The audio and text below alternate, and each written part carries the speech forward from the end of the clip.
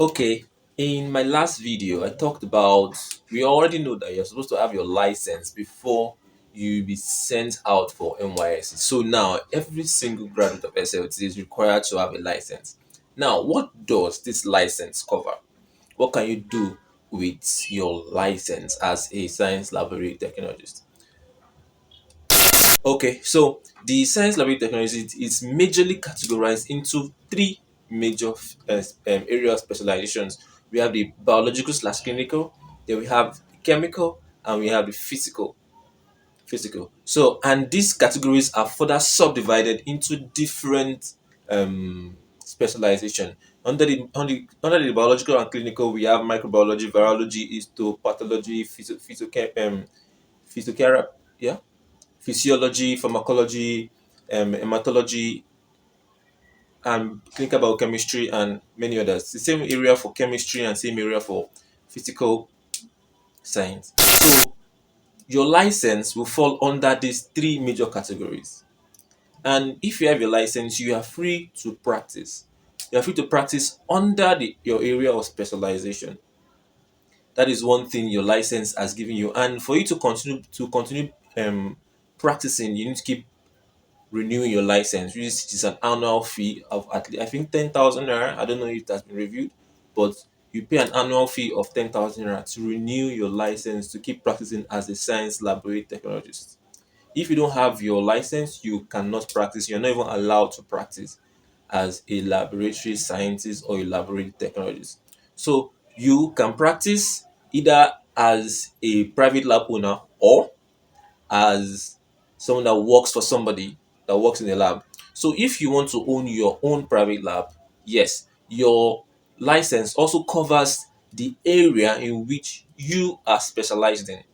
Now, one of the questions I'm often asked is, can I open a lab with my license if I have a license? Yes, you can open a lab if you have your license. But also know that your license only covers a particular area of specialization. You cannot run, your license for just you cannot cover every area of laboratory practices because each category has different practices and different standard operating procedures that they use in running these things. So, but it's like I said, if you study chemistry anything has to be chemistry, the chemical section, you can open a lab where yes, you can do all the tests, all the tests or analysis are around chemistry. The same thing for physics, the same thing for biology. But then again, your license will only cover a area of specialization in chemistry. So yes, you can open the lab, but then you have to employ people that will complement your area of specialization. So let's say, for me, I did microbiology, and I want to open a lab. Yes, I'll drop my license, the lab will be opened. But when they are coming for accreditation, they have to see that yes, I have somebody I studied microbiology. Good.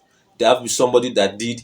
Let's say I'm doing other tests that has to do with hematology or chemical pathology. I need somebody who has a license in that. I need somebody. So this I have to employ people who also have this license to practice so as to complement my laboratory. So my license alone cannot cover, I cannot do microbiology, I cannot do hematology, I cannot do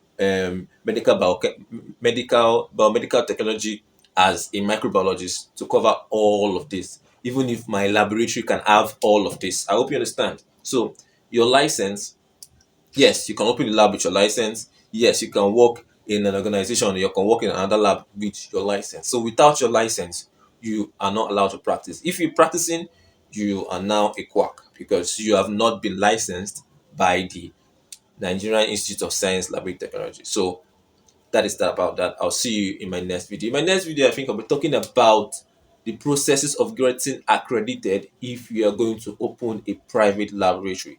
Stay tuned. We'll see you in the next one. Bye for now.